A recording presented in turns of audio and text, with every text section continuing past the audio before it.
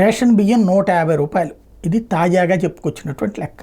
ఆ 150 రూపాయలు అన్నటువంటిది ఏదో శుభ్రంగా ఆంధ్రప్రదేశ్ ప్రభుత్వమే ఇప్పుడు ఉన్నటువంటి మొత్తం ధాన్యం తీసుకోండి, ఒక్క గింజ కూడా వద్దు, మొత్తం తీసుకెళ్ళి ఆంధ్రజ్యోతి చెప్పింది కాబట్టి ఆఫ్రికా దేశానికి ఇచ్చేసేయండి. రైతులకి కేజీకి ఇప్పుడు ఇస్తున్నది ఎంత?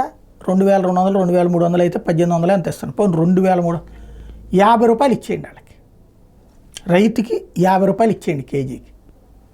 ఆ 100 రూపాయలు రాష్ట్ర ప్రభుత్వం తీసేసుకోండి, 100 రూపాయలు తీసేసుకోండి, సంపద సృష్టి హ్యాపీగా. మన దగ్గర ఉన్న పోర్ట్లు మన దగ్గరే కదా ఉంది, ప్రాబ్లం ఏముంది? అందులో 20 రూపాయలు పోని దానికి తీసేసేయండి, 80 రూపాయలు తీసుకోండి.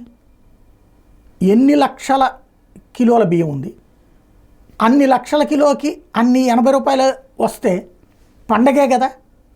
లేదా ఇట్లాంటి దొంగ వార్తలు రాసే వాళ్ళకి సమాధానం అన్న చెప్పండి. బేసిక్గా రేషన్ బియ్యానికి సంబంధించి అనేకసార్లు మనం మాట్లాడుకున్నట్టు రేషన్ బియ్యం అనేటటువంటిది ప్రజలు తినేది ఇవ్వట్లేదు, తినేది ఇస్తే ఎవరో కూడా వదిలిపెట్టరు. ఆ స్టార్టెక్ మిషన్స్ ద్వారా ఆ ప్రభుత్వమే చేసి 20 కిలోలు ఇవ్వాల్సింది 15 కిలోలు ఇవ్వండి, శుభ్రంగా కడుపు నిండా తింటారు.